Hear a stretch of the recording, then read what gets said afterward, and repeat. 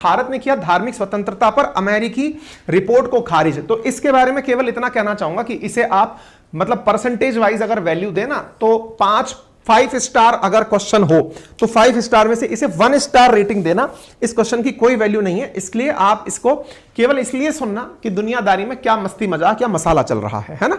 मैं आपको फिर से बता दूं, देखिए हमारा जो ये real news and analysis session है ना, इसको बनाने में बहुत जी जान लगती है। मतलब 5 मुद्दे होते आपके लिए 5 ही सवाल हैं, लेकिन हमारी और मेरी खुद की पर्सनल, मैं आपको यकीनन बताऊं, सुबह 6 बजे से लेकर अब तक बीच में 45 मिनट हटा दो आप, ये स्पॉन्टेनियसली पढ़ने में गुजरता है कि यार ये चीज है क्या। इससे पहले एक दिन पहले ये डिसाइड करने में लगता है कि क्या क्या सवाल कल लेने हैं, है ना। फिर टीम उसके अकॉर्डिंग स्लाइड्स बनाती है। मेहनत का काम है, नंबर्स पर गौर मत किया करिए, यह काम बहुत इंपॉर्टेंट और आपको ध्यान में रखकर किया गया है। लेकिन रोजाना इसमें इंपॉर्टेंट चीजें मिलेंगी जरूरी नहीं है, मैं खुद मानता हूं 365 दिन में मेरे प्यारे साथियों 365 दिन ही इंपॉर्टेंट खबरें हो जाएंगी तो फिर जीवन तो हमारा ही खराब हो जाएगा ना। 100-150 दिन ही ऐसी चीजें होती हैं जो हमारे एग्जाम पॉइंट ऑफ व्यू से बेहद इंपॉर्टेंट होती हैं। बाकी आपको अपडेट रहने के लिए, अवेयर रहने के लिए, रोजाना के साथ कनेक्ट रहने के लिए जरूरी होती है ना। चलिए आइए, तो साथियों मैंने आपसे क्या कहा, धार्मिक स्वतंत्रता पर अमेरिकी रिपोर्ट को खारिज किया है इंडिया ने। ये एज यूजुअल प्रैक्टिस हो गई है हमारे साथ में अमेरिका की। अमेरिका वाले धार्मिक स्वतंत्रता पर हमारे लिए कुछ कहते हैं और हम उठा करके उन्हें वो दे देते हैं कि साहब ये आप गलत कह रहे हो। जैसे ministry of external affair reject US state department report citing deteriorating religious freedom in India. United States ने भारत के बारे में कुछ कहा। क्या कहा कि भाई इंडिया के अंदर रिलीजियस फ्रीडम यानी धार्मिक स्वतंत्रता जो है उसका स्तर लगातार गिरता जा रहा है। इंडिया ने लपेटकर अमेरिका वालों को ही धमका दिया कि नहीं, तुम्हारी जो ये चीजें हैं ये पूरी तरह से इल मोटिवेटेड हैं और बायस्ड हैं, यानी अंदर तुम्हारे मन में हमको लेकर के कुछ ना कुछ दुर्भावना है, इसलिए ये आपने बात कही है। और ये घटना उस समय हो रही है जिस समय प्रधानमंत्री नरेंद्र मोदी नेक्स्ट मंथ जून के अंदर 22 जून को बाइडेन के चीफ गेस्ट होने वाले हैं। उस समय पर स्टेट गेस्ट होने वाले, उस समय पर 1 महीने पहले इस तरह अमेरिका की तरफ से रिपोर्ट आना कि इंडिया के अंदर धर्म खतरे में है या धार्मिक स्वतंत्रता खतरे में है, यह निश्चित ही एक बड़ा मुद्दा बनता है। ठीक है, तो मिनिस्ट्री ऑफ एक्सटर्नल अफेयर ने अमेरिका के द्वारा आई हुई रिपोर्ट के बारे में कहा कि यह मिस इंफॉर्मेशन है और फ्लॉड अंडरस्टैंडिंग है। इन्होंने कहा we are aware of release of US state department 2022 report on international religious freedom. Regrettably, such reports continue to be based on misinformation and flawed understanding, motivated and biased commentary by some US officials। अब ये आपको point पकड़ना है। इसके अंदर कहा यह गया है कि भारत के बारे में गलत बोलने वाले या गलत बयानबाजी करने वाले कुछ अमेरिकी अधिकारी हैं जो कि only serves to undermine further the credibility of these reports, जिनकी वजह से ऐसी रिपोर्ट्स के ऊपर जो विश्वास करने की बात है वो कम हो जाती है। We value our partnership with the US and will continue to have frank exchange on issues of concern to US concerns to us, we he added. मतलब समझना, इस पूरे बयान का अगर हम एक बार के अंदर कंक्लूजन निकालने का प्रयास करें तो कंक्लूजन कितना सा निकलता है, ध्यान से समझना। कंक्लूजन यह निकलता है कि कुछ अधिकारी अमेरिका के ऐसे हैं जिनका प्रयास है, क्या प्रयास है, कि वो अमेरिका के साथ भारत के रिश्तों को खराब करना चाहते हैं, जो अलग उनके उद्देश्य हैं, जो इस तरह के रिपोर्ट बनाते हैं वो अपने उद्देश्यों की पूर्ति के लिए इस हथकंडे का उपयोग करते हैं। क्या नाम से रिपोर्ट है, ये रिपोर्ट का नाम है, देखिए, we are aware of US state department 2022 report on international religious freedom. 2022 की रिपोर्ट अब जाकर आई है। ये क्या है इसके बारे में मैं आपको बताऊं, उससे पहले एक बार के लिए आप इसे देख लीजिए। भारत की मिनिस्ट्री ऑफ एक्सटर्नल अफेयर का 16 तारीख को आया बयान, official spokesperson respond to media queries regarding US state department 2022 report on international religious freedom.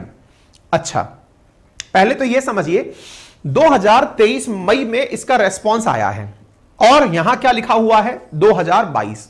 इसका मतलब समझ रहे हैं, इसका मतलब यह है 2022 के आंकड़ों से प्रभावित रिपोर्ट है जिसे जारी किया गया है अमेरिका के विभाग के द्वारा, अमेरिका के गृह मंत्रालय के द्वारा जारी किया गया है। अब आप पूछेंगे अमेरिका के गृह मंत्रालय के द्वारा जारी किया गया, इसका क्या अर्थ निकालें सर, इसके बारे में हमें बता दीजिए।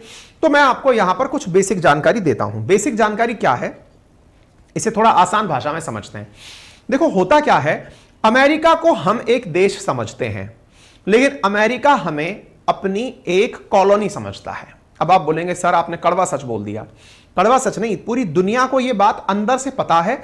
सब लोग अपने अपने लेवल पर सोचते हैं कि वो स्वतंत्र हैं।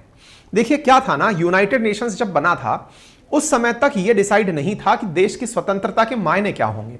तब यह कहा गया कि कोई भी देश किसी और देश को उपनिवेश नहीं बनाएगा, सारी दुनिया के देशों को आजाद किया जाएगा। और दुनिया भर के सारे देश, हमें लगता है हमारी जो आजादी है उसमें हमारे स्वतंत्रता संग्राम का बहुत बड़ा योगदान है, यह सच है। लेकिन इसमें कुछ तथ्य और भी जुड़ सकते हैं, और वो ये है कि उस दौर में सारे देश ही आजाद किए जा रहे थे।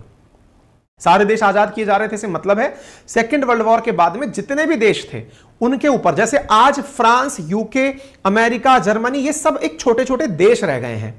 उससे पहले तक क्या हुआ करता था, कहते थे ना ब्रिटेन का सूरज कभी अस्त ही नहीं होता, यानी वहां से लेकर पूर्व से लेकर पश्चिम तक ब्रिटेन फैला हुआ था।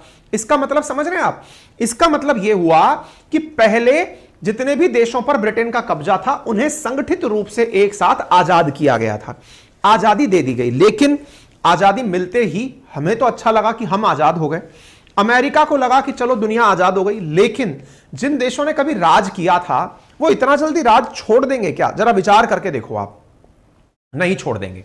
नहीं छोड़ देंगे से मतलब जो पहले हमें अपनी कॉलोनी बनाकर रखते थे वो लोग, हमें अपना उपनिवेश बना के रखते थे अपने लोगों के माध्यम से, वो चीजें वो नहीं छोड़ सकते थे।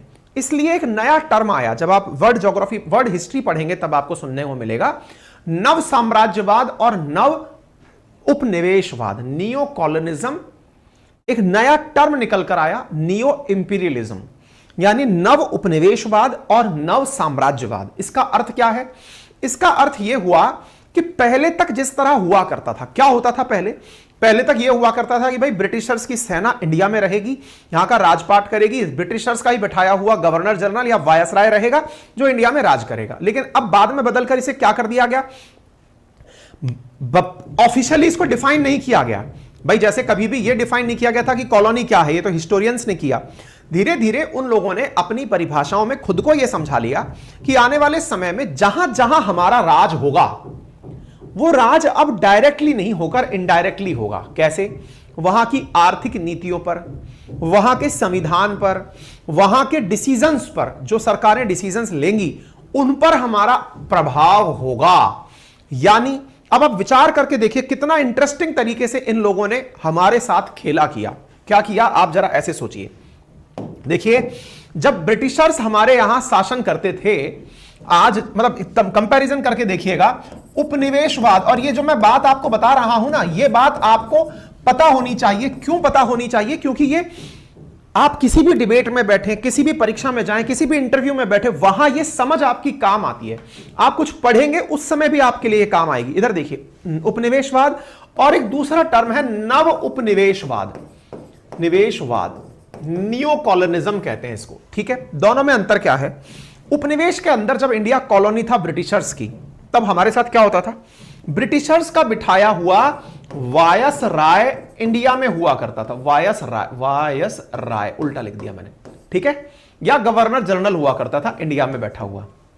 ये क्या करते थे? इंडिया में अपनी फोर्स रखते थे। ठीक है साहब, फोर्स के साथ साथ इंडिया में अपने द्वारा अपनी सहूलियत के लिए चीजें बनाते थे, जैसे रेल बनाई, संसद भवन बनाया, या फिर जो भी आप आज भी चाहे टेलीग्राफ बनाया, डिपार्टमेंट पीडब्ल्यूडी बनाया, या फिर आर्कियोलॉजिकल सर्वे ऑफ इंडिया बनाया। जो भी चीजें आज आप इंडिया में देखते हैं आजादी के बाद, उनमें से शायद यह कहना अतिशोक्ति होगा कि मेजॉरिटी 75% से ज्यादा चीजें ऐसी हैं जो अंग्रेजों के द्वारा अंग्रेजों के काल में बनाई गई थी। आप उठाकर चाहे कोई बिल्डिंग देख लीजिए, चाहे प्रशासन की व्यवस्था देख लीजिए, इवन हमारा कॉन्स्टिट्यूशन भी अगर आप देखेंगे तो यह कॉन्स्टिट्यूशन भी हमारा 1935 का जो इंडिया मतलब एक्ट आया था अंग्रेजों द्वारा भारत के लिए, उसका बहुत बड़ा हिस्सा हमने एज इट इज कॉपी कर लिया। तो अब उनको क्या होता था और हम लोगों ने क्या पढ़ा है आज तक? हमने पढ़ा यह है कि अंग्रेज भारत में आए थे राज करने के लिए, हमारा पैसा लूटा, हम पर अत्याचार किया और कर करके अपने साथ पैसे लेकर चले गए। हमारे साथ में हमको जो सबसे बड़ी चीज दिमाग में बैठी या बिठाई गई वो क्या थी कि हमारे साथ में शोषण हुआ। और शोषण कैसे हुआ?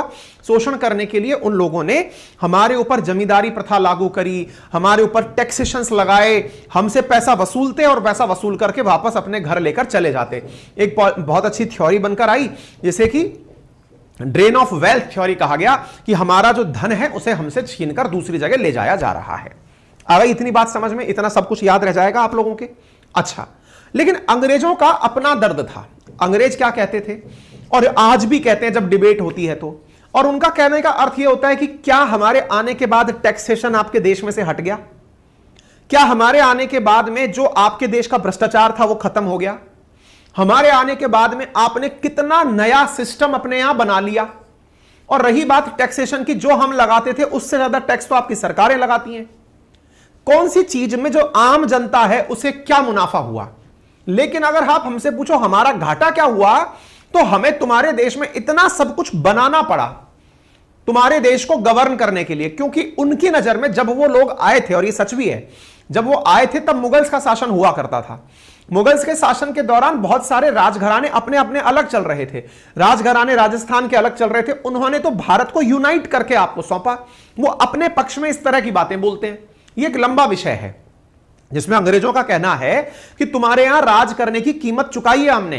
जो तुम्हारे यहां बड़े बड़े रोड, सड़कें या फिर बिल्डिंग्स बनी देख रहे हो, रेल बना देख रहे हो, सिस्टम बने देख रहे हो, ये बंदरगाह बने देख रहे हो, व्यापार के मार्ग बने देख रहे हो, इवन तुम्हारी फोर्सेस बनी हुई देख रहे हो, फोर्सेस में बनी हुई रेजिमेंट देख रहे हो, वो सब हमारी दी हुई है।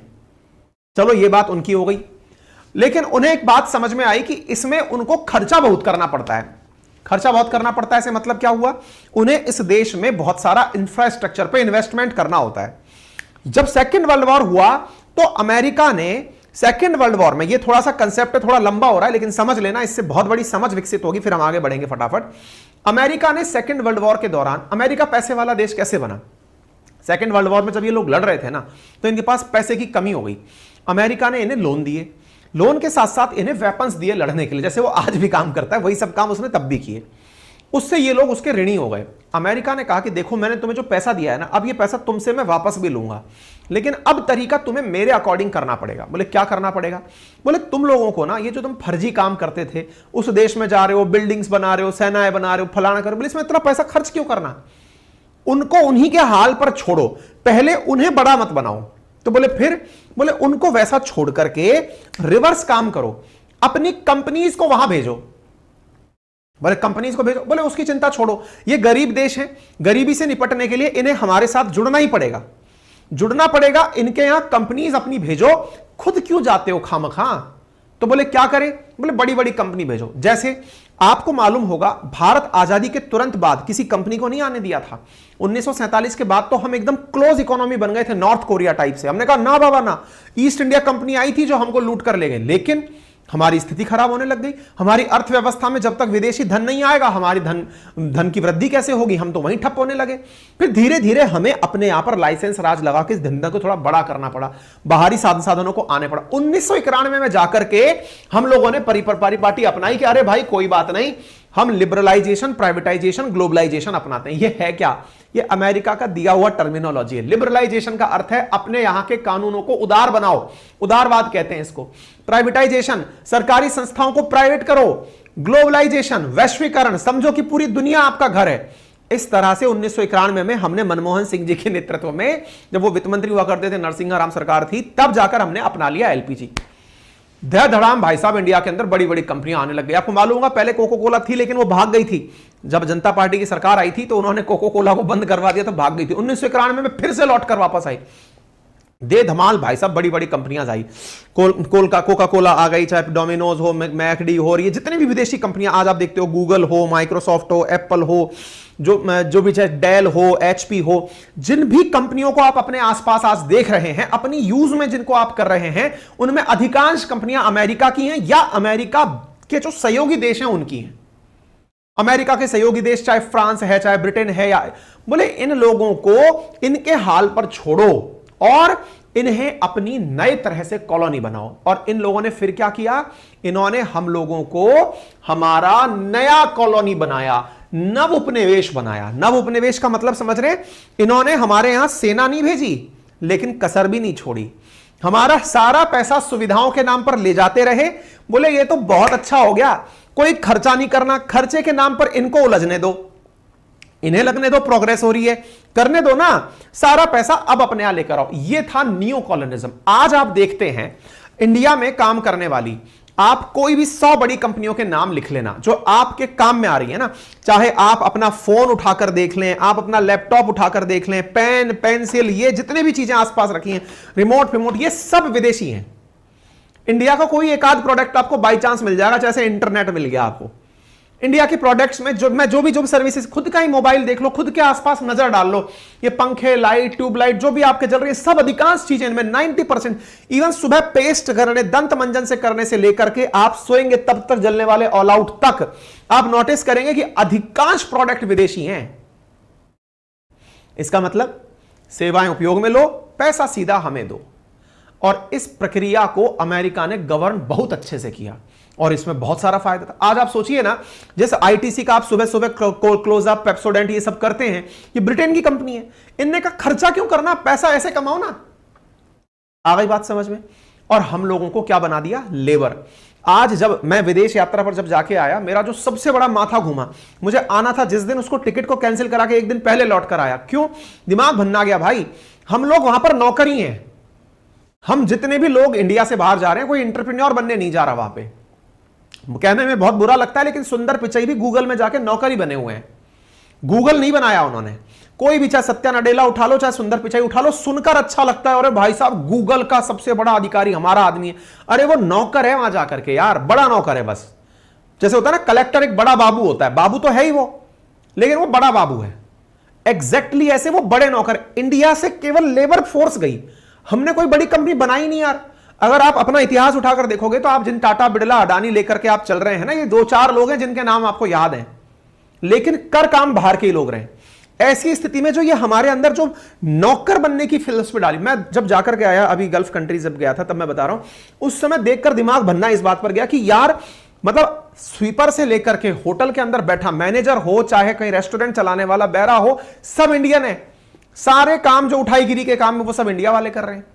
बोलो नहीं साहब, वहां पर अमीर, वहां पर शाहरुख खान का भी तो मकान है। अब 2-4 लोग हम जैसों को मोटिवेट करने के लिए वहां बिठा दिया उनने। हम लोग कुछ बना ही नहीं रहे ना, नौकरी कर रहे हैं। इस स्थिति में यह समझना होगा, और यह हमारी मानसिकता के साथ खेला गया। यह प्रक्रिया थी नव उपनिवेशवाद।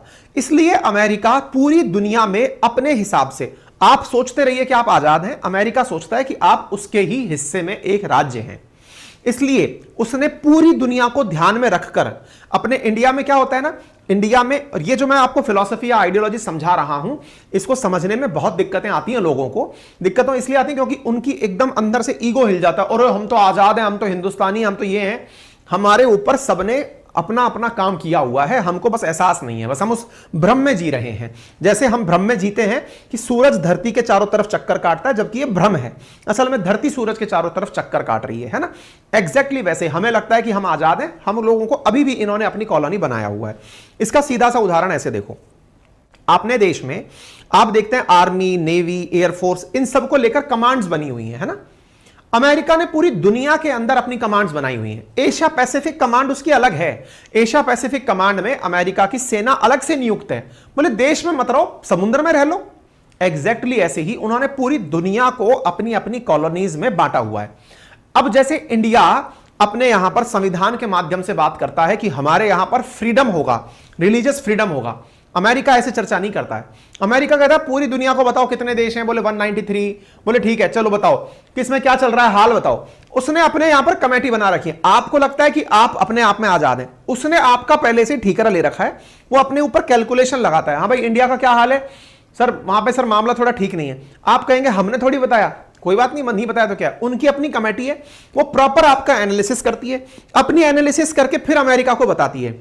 मतलब समझना, जिस चीज के बारे में आज चर्चा हो रही है ना, अब उसके ऊपर आ जाते हैं सीधे। यहां पर ये जो आप यूएस स्टेट डिपार्टमेंट सुन रहे हैं ना, असल में यूएस स्टेट डिपार्टमेंट को जो सूचना देने वाली संस्था है वो USCIRF है, जिसका नाम है commission on international religious freedom. मतलब अमेरिका ने अपने गृह मंत्रालय को रिपोर्ट देने के लिए, जैसे इंडिया में होता है ना कमेटी बनाई जाती है। ऐसे उन्होंने अंतरराष्ट्रीय स्तर पर कमेटी बना रखी है, US commission on international religious freedom, US commission, जिसे आप यूएससीआईआरएफ कह रहे हैं। इसको एक इंडिपेंडेंट बाई पार्टीशन का मतलब होता है दोनों पार्टियां इसमें शामिल हैं, डेमोक्रेट्स भी हैं तो और रिपब्लिकन्स भी हैं। Federal government commission dedicated to defending the universal right of freedom of religion belief abroad, दुनिया भर के अंदर लोगों का धर्म के प्रति क्या विश्वास है उसको जज करने के लिए उन्होंने एक समिति बना रखी। यह समिति प्रॉपर तरीके से दुनिया भर में धार्मिक स्वतंत्रता का एनालिसिस करती है, धार्मिक स्वतंत्रता का एनालिसिस करती है, और it is an advisory body to the US Congress, यानी कांग्रेस का मतलब पार्टी नहीं है, वहां की संसद को यूएस कांग्रेस कहा जाता है, उसको यह जाकर सलाह देती है। Report provide recommendations to enhance the US government promotion of freedom of religious और बिलीफ अब्रॉड, मतलब यह अपने द्वारा ऐसी रिकमेंडेशंस देती है यूएस की सरकार को कि दुनिया के अंदर धर्म का क्या हाल चल रहा है। सोचो, अपने बारे में नहीं चर्चा कर रहे हैं ये लोग, ये क्या कह रहे हैं, अपने से पीछे वाले बोले तो दुनिया भर के जो देश हैं उनके बारे में। इसका हेडक्वार्टर वाशिंगटन डीसी में है। इसको यूएस सरकार के द्वारा 1998 में स्थापित किया गया था, एक एक्ट पारित करके। इसका मतलब यह हुआ कि आप इससे सोचकर देखिएगा कि हम लोग इसको भले ही ना मानते हो, अमेरिका ने पूरे दुनिया के अंदर अपना सिक्का चलाने के लिए अपनी समिति बनाई हुई है। समझ में आ रहा है? वही एनालाइज करती है। यही वो कमिटी है जो कि दुनिया को देशों में बांट देती, दुनिया के देशों को भागों में बांटती है, कंट्रीज ऑफ पर्टिकुलर कंसर्न। अर्थात यह समिति है जो कहती है यूएस के गृह मंत्रालय से कि सर देखो, दुनिया के देशों को दो भागों में बांटा जा सकता है, या तो उनके साथ में कोई दिक्कत नहीं होगी, और अगर है तो उन्हें दो लिस्टों में डाल दो, कंट्री ऑफ पर्टिकुलर कंसर्न और स्पेशल वॉच लिस्ट। इनमें देशों को डालो, क्योंकि इनके अंदर कई जगह तो ऐसा लगता है सर कि यहां पर कुछ संकट चल रहा है, किसी देश में चल रहा है, किसी में नहीं चल रहा है। इस आधार पर कंट्री ऑफ पर्टिकुलर कंसर्न को इंडिया को डाला हुआ था, जिसका अर्थ है कि इंडिया के अंदर हिंदू मेजॉरिटी स्टेट होने के कारण रिलीजियस फ्रीडम में बड़ी दिक्कत आ रही है। यह कमेटी अपनी रिकमेंडेशन देती है, उस आधार पर वहां का गृह मंत्रालय दुनिया भर की रिपोर्ट जारी करता है। अब आ गई बात समझ में। ऐसी ही रिपोर्ट मंडे को जब जारी हुई तो सुनिए, समिति ने बनाई रिपोर्ट साल भर में लास्ट ईयर। इसने बनाकर किसको दे दी? वहां की सरकार को दे दी। सरकार ने अपनी रिपोर्ट जारी की। रिपोर्ट जारी करने के बाद वहां के प्रवक्ता निकल कर गए। नाम क्या है? रशद हुसैन। ये एम्बेसडर हैं at large office of international religious freedom के, यानी कि उस संस्था के ये प्रधान है। नाम क्या है? रशद हुसैन। अब ये क्या कहते हैं प्रेस कॉन्फ्रेंस में? Far too many government including Russia, India, China, Saudi Arab continue to freely target faith community member with their borders। इन्हें चार देश नजर आए। कौन कौन से नजर आए? रशिया, चाइना, इंडिया, सऊदी अरब। बोले इनके अंदर जो कम्युनिटीज हैं रिलीजियसली, उन्हें टारगेट किया जा रहा है। ठीक है, अच्छा, इसी वजह से, इनकी वजह से भारत ने अपनी तरफ से बयान में क्या कहा है कि भाई वहां के कुछ अधिकारी ऐसे हैं जो अपने लिए, अपने स्वार्थ के ध्यान को रखने के लिए नाम भारत का बदनाम कर रहे हैं। ठीक है ना? तो यहां पर आप देखिएगा, ये सारी बातें यहां से निकल कर आई। उनसे सवाल पूछा गया था तो इन्होंने इस प्रकार से सारे जवाब दिए। इससे कोई आपका मतलब नहीं होना चाहिए, इसका कोई भी मतलब किसने क्या कहा आपको नहीं होना चाहिए। ठीक है, इन सारी बातों को छोड़ दीजिए। फिलहाल के लिए यह चीज सुर्खी इंडिया में इसलिए बन गई क्योंकि प्रधानमंत्री नरेंद्र मोदी अगले महीने वहां जा रहे हैं। उस बीच में अमेरिका द्वारा ऐसी रिपोर्ट का आना, यह भारत के लिए थोड़ा सा रिश्तों में खटास पड़ने जैसा है, लेकिन इंडिया को आदत है इसकी। बोले कैसे? देखो, इसकी इस आदत इसलिए है क्योंकि इंडिया के लिए इन लोगों की रिपोर्ट्स पहले भी आती रही हैं। आप इधर देख लीजिए, कंट्री ऑफ पर्टिकुलर कंसर्न में इन्होंने हमें लास्ट ईयर डाल दिया था। This is third consecutive year. ये कौन डालता है? यही यूएससीआईएफआर है, यानी यूएससीआईआरएफ जो है ये पहले हमको डालता है कंट्री ऑफ पर्टिकुलर कंसर्न में, फिर अगले साल आकर के सरकार वहां के डिसीजन देती है। फर्क क्या पड़ता है इससे? फर्क ये पड़ता है कई बार जब किसी देश पर सैंक्शन लगाने होते हैं ना, तो इस रिपोर्ट का महत्व लिया जाता है। जैसे सरकारी नौकरियों में होता है कि अगर आपके खिलाफ कोई एक्शन लेना है तो आपके खिलाफ कागज पत्र सरकार के पास होने चाहिए कि सर देखो इसने ये गलती की थी, सर इसने देखो पहले ये गलती की थी। ऐसे अमेरिका दुनिया के देशों पर प्रतिबंध लगाने के लिए इन रिपोर्ट्स को अपने पास बचा करके रखता है, और बचा करके रखे हुए रिपोर्ट्स के आधार पर दुनिया में फिर अपना सैंक्शन खेलता है। हमको ये 3 साल से ये संस्था लगातार कंट्री ऑफ पर्टिकुलर कंसर्न में डाल रही है। आप इधर देख सकते हैं, ये 2022 का है। यूएस स्टेट डिपार्टमेंट ने 2022 में भी 2021 के आधार पर रिपोर्ट निकाली थी। तब भी ये व्यक्ति हमारे इनके देश के विदेश मंत्री हुआ करते थे, अभी भी इन्हीं के द्वारा निकाली गई है। तो मतलब सेम चीज है, आप देख लीजिए, ये देख लीजिएगा, है ना, 2023 में आ गई, 2023 से पहले 2022 में हमारे ऊपर ऐसी रिपोर्ट आ गई। मतलब आप ऐसे समझिए, ये USCIRF नामक जो ऑर्गेनाइजेशन है ना, ये एक साल में अपना अध्ययन करती है, अगले साल इनकी सरकार रिपोर्ट निकालती है। तो अब 2022 का अध्ययन करके 2023 में आया है, 2021 का अध्ययन करके 2022 में रिपोर्ट आई थी, ये रही, 2021 के आधार पर डेटा बना था, 2022 में ये सुर्खी आई थी। क्लियर है, देख लीजिए आप इधर की तरफ 2022 में। और भारत हर बार इनका खंडन करता है कि तुम लोग फर्जी हो, तुम लोग बायस्ड हो। तो हमारी अब ये आदत होगी, मैंने इसीलिए तो कहा ना कि इनकी चीजों को ध्यान देने की आवश्यकता नहीं है। जैसे फिर 2020 में देख लो, इस संस्था ने अपनी रिपोर्ट निकाली थी, उसके ऊपर फिर इंडिया ने इनको धमका दिया था तुम फर्जी हो। ये चीज है। बात करें इंडिया के अंदर की, तो इंडिया में रिलीजियस फ्रीडम को लेकर के आर्टिकल 25, 26, 27, 28, 29 दिए हुए हैं, जो कि फंडामेंटल राइट है, और फंडामेंटल राइट आर मतलब very much protected by the supreme court of India. इसलिए हम लोगों को इस बारे में ज्यादा टेंशन करने की जरूरत नहीं होनी चाहिए। बताइए, यहां तक किसी भी व्यक्ति को किसी प्रकार की परेशानी अगर हो तो ये बता दीजिए। एक बालक लिख रहे हैं, सर RAS का फाउंडेशन कोर्स कितने ड्यूरेशन का होगा? सारी बातें बताएंगे। उससे पहले यहां तक सभी को समझ में आ गया? अगर आ गया तो आपसे इतनी सी गुजारिश कर सकते हैं कि वीडियो के नीचे राइट हैंड कॉर्नर पर सब्सक्राइब का बटन है, वो दबा दो। अगर आप चैनल पर नए हो तो वीडियो को शेयर कर दो, लाइक कर दो। ये काम आपसे रिक्वेस्ट किए जा सकते हैं, प्लीज कर दीजिए, है ना। चलिए, इसके साथ साथ कुछ सवाल आपके लेंगे, लेकिन उससे पहले एक जरूरी जानकारी प्राप्त कर लीजिए। जैसा कि हम सब ने आपसे कहा है, ऑलरेडी मैंने कई बार आपसे कह दिया है, और वो ये कि हमारे अपनी पाठशाला प्लेटफॉर्म पर जो हमारा एप्लीकेशन है गूगल प्ले स्टोर पर, जल्दी ही वहां पर मैं आप लोगों के लिए राजस्थान लोक सेवा आयोग द्वारा आयोजित कराने वाली जो राजस्थान प्रशासनिक सेवाएं हैं, जिसके माध्यम से आप SDM, DSP, BDOs या अकाउंट्स ऑफिसर्स बनते हैं, उन परीक्षाओं की तैयारी कराने का कार्यक्रम शुरू कर रहे हैं। टीम इन बिल्डिंग है, कंटेंट टीम ऑलरेडी काम कर रही है, हैंड रिटन नोट्स आपके लिए तैयार किए जा रहे हैं, टेस्ट पेपर प्रॉपर तरीके से बनवाए जा रहे हैं, यानी ऑलरेडी बैकग्राउंड में प्रिपरेशन चल रही है। यदि आप में से कोई भी इच्छुक विद्यार्थी हो जो उस प्रक्रिया में हमारे साथ जुड़कर काम करना चाहता है, या पढ़ना चाहता है, काम तो हमारी टीम कर रही है, जो हमसे जुड़कर पढ़ना चाहता है, तो वो अपना इंटरेस्ट फॉर्म हम लिंक कमेंट बॉक्स में पिन कर देंगे, वहां पर वो अपना फॉर्म फिलअप कर दे कि हां सर मैं इंटरेस्टेड हूं पढ़ाई के लिए, ताकि हमारा जैसे ही सिस्टम चालू होता है हम आपको अपडेट कर देंगे। कोशिश यही है कि इसी महीने के अंदर आपका पूरा क्लास का शेड्यूल आदि सारी चीजें आपको जारी करके दे दी जाए, ठीक है ना। हाँ जी, उत्तम के बनर्जी 1100 रुपए हमारे पास भेजे हैं, लेकिन कुछ कमेंट नहीं लिखे हैं। बनर्जी बहुत बहुत धन्यवाद साहब आपको, लेकिन ये आपने सुपर थैंक्स में धन भेजा, उसके एवज में कुछ सवाल भी आप पूछ लेते कमेंट बॉक्स में तो हमारे लिए अच्छा होता, ताकि हम आपके कमेंट्स को देख पाते, है ना। चलिए, बहुत बहुत धन्यवाद। सुपर थैंक्स के थ्रू हमारे पास सेशन में माध्यम से बहुत सारे साथी हमारे ऐसे हैं जो हमें रोजाना कुछ ना कुछ धन भेजते हैं, उन सभी का बहुत बहुत धन्यवाद। आपका यही सहयोग हमारे लिए मोटिवेशन का कारण बनता है और हम आगे बढ़ करके काम करने निकल पड़ते हैं। जैसा कि आप सभी को ज्ञात है, गूगल प्ले स्टोर पर हमारा अपना एप्लीकेशन अपनी पाठशाला उपलब्ध है, साथ में एप्पल स्टोर पर भी उपलब्ध है। इस पर हम RAS से संबंधित क्लासेस लेकर आने वाले हैं। यदि आपको लगता है कि आप इसमें जुड़ना चाहते हैं, कौन कौन परीक्षा दे सकता है, क्या कर सकता है, ये सारे सेशंस में लेकर आऊंगा। क्या अदर स्टेट के बच्चे दे सकते हैं, एज क्राइटेरिया क्या है, पेपर में पूछा क्या जाता है, कितना पढ़ना होता है, कितना दिन का सिलेबस होता है, सिलेबस क्या होता है, परीक्षाएं कब होती हैं, पद कौन से मिलते हैं, ये सारी चीजें मैं आपको अपने इसी चैनल पर शीघ्र ही देने जा रहा हूं। तब तक के लिए आप अपना एक फॉर्म फिल कर दें, हम आज कमेंट बॉक्स में उसे पिन कर देंगे, उसमें आप अपना इंटरेस्ट जाहिर कर दें कि हां सर मैं इंटरेस्टेड हूं, ताकि भविष्य में जब भी वो कार्यक्रम शुरू हो आपको अवेयर कराया जा सके, ठीक है।